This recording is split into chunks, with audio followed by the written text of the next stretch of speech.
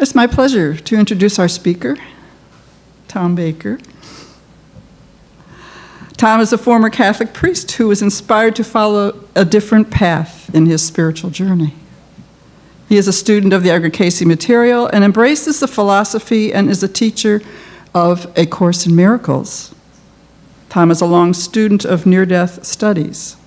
He is a professional counselor in our local area.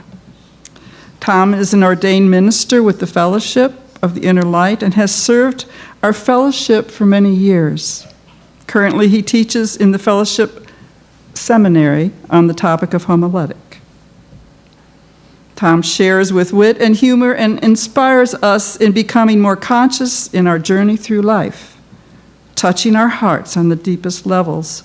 He gets us laughing, which helps us to bring forth new insights that are useful in our own lives and thus nurture life-changing moments. I believe it is in the simplicity of his sharing that great truths are revealed. I see Tom as a comforting presence in our church. He is always joyful, and I feel blessed that he is here today with us. Please help me welcome Tom Baker.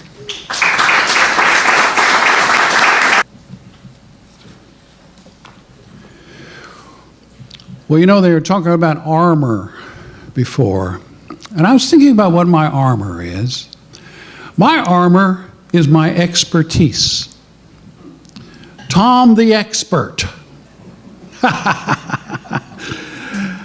I have been doing marriage counseling for 37 years. I want you to remember this expert thing because it's going to come up again, okay?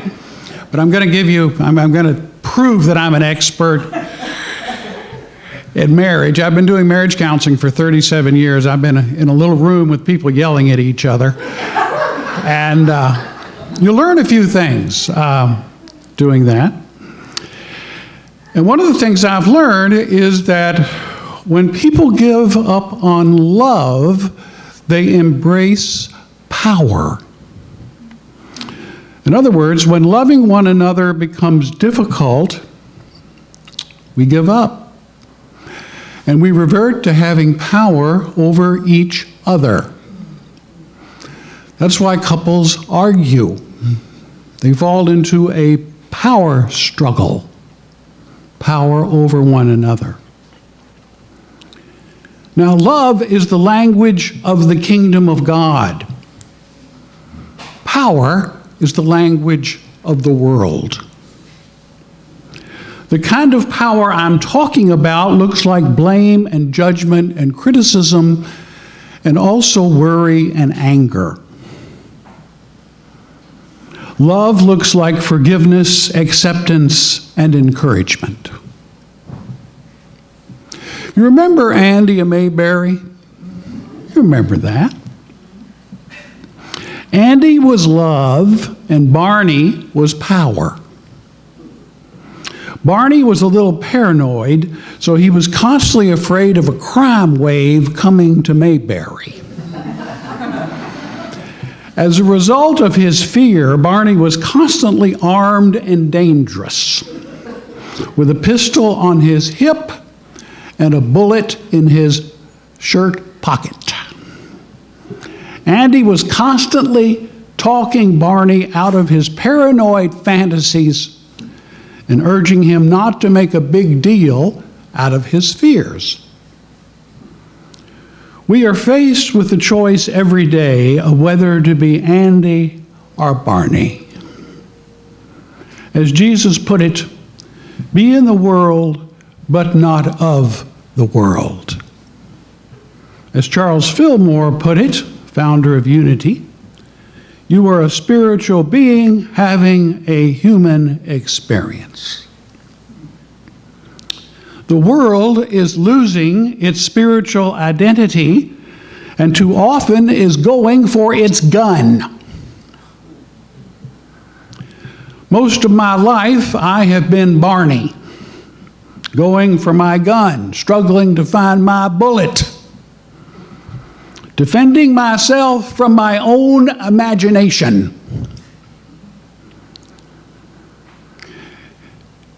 At the Unity Church, we do something called the sign of peace. Here we just kind of hug each other and go, good to see you. It's an earthy experience here. At the Unity Church, we do a divinity salute where we say, the Christ in me greets the Christ in you, and together we work for the glory of God. Well, at the Unity Church, when I do that, I often think to myself, the Barney Fife in me greets the Barney Fife in you, and together we are very nervous. Now, luckily, I found Edgar Casey early in life at 8 years old. Edgar, in his readings, said that we come from God and we journey back to God through multiple lifetimes. But our true identity is from God.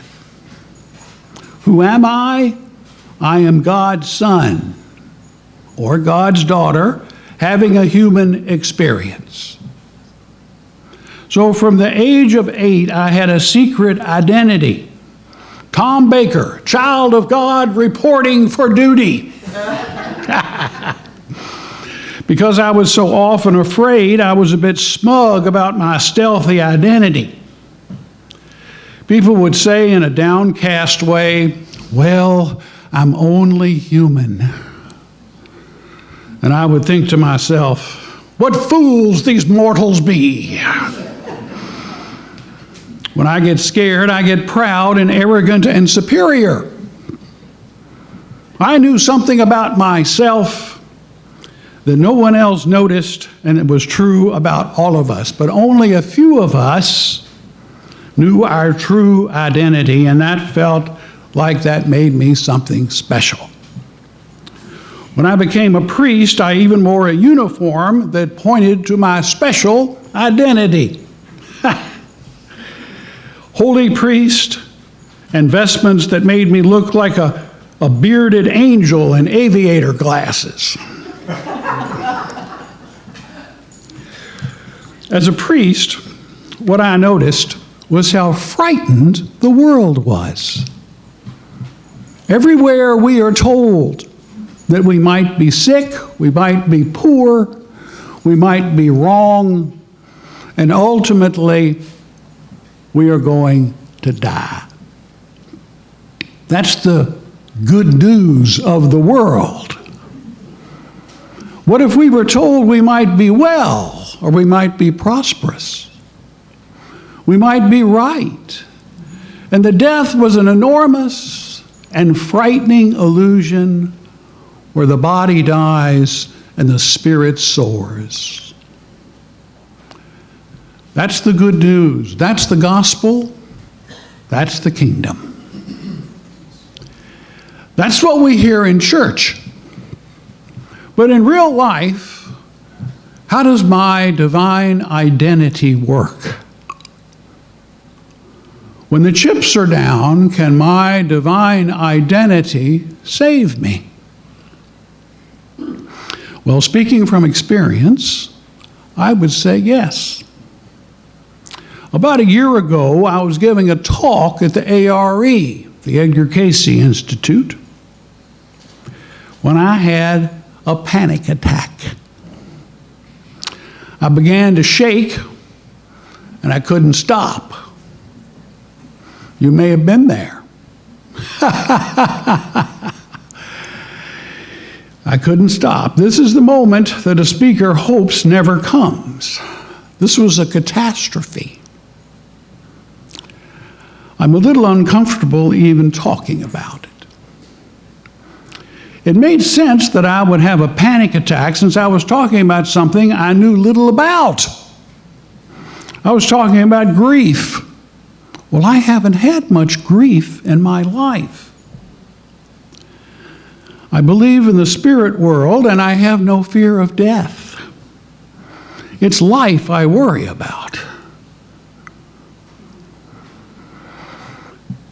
Well, I all of a sudden started to shake when I realized that. I was naked and afraid before a group of very surprised people. At first, I thought I was dying. Then I noticed I was breathing just fine and did not have heart pains. Then I thought, I am dying to who I am supposed to be. That was it. I thought I was supposed to be an expert on grief. In seconds, I concocted the story about myself that I was a phony, a charlatan, and a fake. Just like that. Told that story, just bang, right in my head. You fake, you charlatan, you idiot. Now, this could have been a trauma that I'd work on in therapy for the rest of my life. Then I remembered something I had read that morning from A Course in Miracles. Love created me like itself. I am a spiritual being having a miserable human experience. And I was among other spiritual beings like myself who also loved me. On the surface, I knew they were embarrassed for me, but deep down in their souls, they loved me. Now, I continued to shake a little bit, but I started to calm down, and in fact, started to feel rather well. The worst thing had happened to me, and I was still standing. Whoa. Inside, I was all right. Embarrassment is sort of like an extreme sport. You don't know what will happen next, so you're forced into the present moment, and sometimes forced into your true self. In a few minutes of shaking, I shook off the false self, the expert, and became one with myself and everyone there. My false self is the expert, as I said.